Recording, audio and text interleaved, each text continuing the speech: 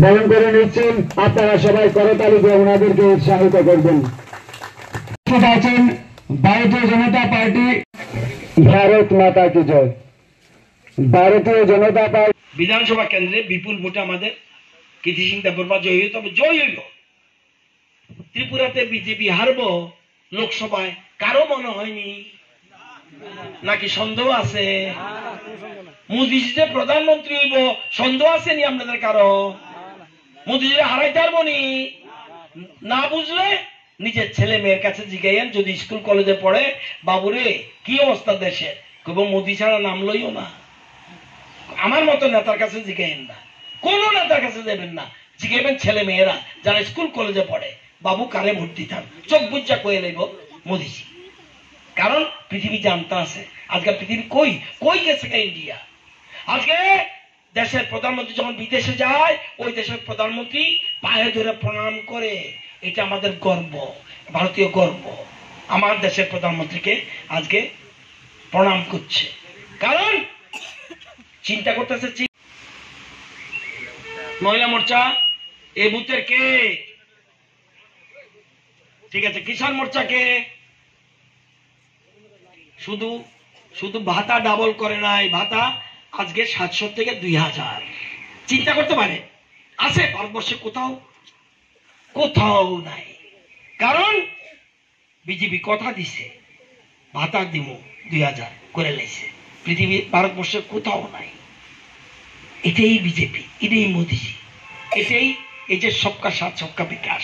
এটা আমি বক্তৃতার জন্য বলছি না, আপনি বুকে হাত দিয়ে বলুন। বিজেপি যে সহযোগিতা করেছে 6 বছরে, সিপিএম 50 বছর যদি থাকতো করতে পারলো না। উত্তর সিংহচেরা জায়গাটার নাম হইল চারমা, আজকে এই ব্যাপারটা বুঝতে হইব। তো আমার অনুরোধ থাকবে আপনাদের কাছে, মানুষ তারা কইতে পারবো আগে কোন ল্যাট্রিনে যাইত, ঠিক কইছি নি? কই যাইতেন? সরারফা হাসি না, বাস্তব চিত্র। আগে বিহারে যদি আগে নতুন বউ আইতো, বউরে কইতো ওই খালি মারো যাও গা।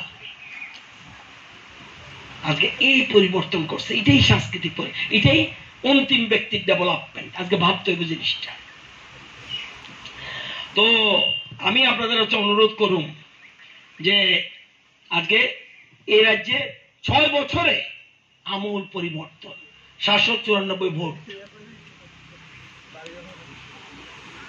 কত ভোট পাইবেন আপনারা? যুব মোর্চাকেরা, যুব মোর্চাকে তুমি উন্নতি, সবকা সাথ সবকা বিকাশ, একটা সিপিএমের বাড়িও যদি ভুল থাকে এটাও ভুল হবে। এগুলো ভাবতে হবে। টোটাল রাজনৈতিক পরিবর্তন, আজকে টোটাল পরিবর্তন হয়ে গেছে গিয়া। কি করছে? ওই যে একটু আগে বলছিল আমাদের সমীর বাবু না কি জানি, আমাদের সুব্রত বাবু বলছিল, এই 10 বছরে আমরা মোদীজি প্রধানমন্ত্রী হওয়ার পর কোন দেশ অ্যাটাক করছে নি? পাকিস্তান বা চীন আমরা অ্যাটাক করেনি, সাহস নাই।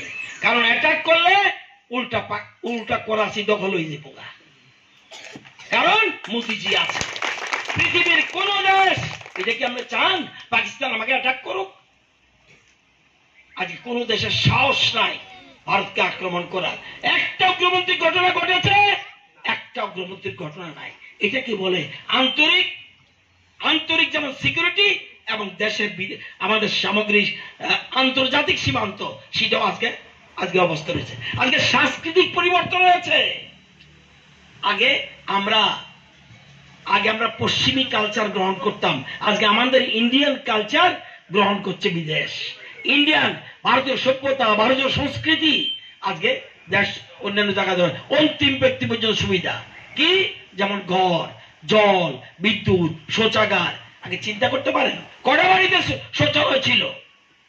বাসের জারে যাইতেন, নাইল্লা খেত যাইতেন। প্রধানমন্ত্রী আসার পর মোদীজি কি বলছে? মোদীজি বলছে পয়লে শৌচালয়, বাদ মে দেবালয়, ঠাকুর ঘরে পরে যাও। আগে আমার শৌচাগারের ব্যবস্থা রাখো, আগে তুমি পরিষ্কার হও, মন থেকে পরিষ্কার হও, তারপর ঠাকুর ঘরে যাও। আজকে শৌচাগারের ব্যবস্থা করছে।